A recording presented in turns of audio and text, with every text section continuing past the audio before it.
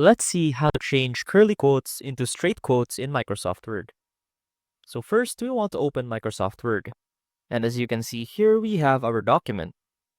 Now, curly quotes refer to these quotation marks that are basically curly and are used often by writers or in books to indicate dialogues.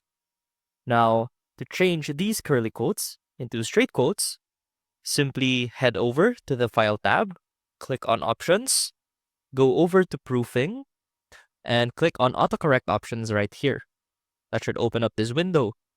Now click on Auto Format and uncheck the box that changes straight quotes into smart quotes.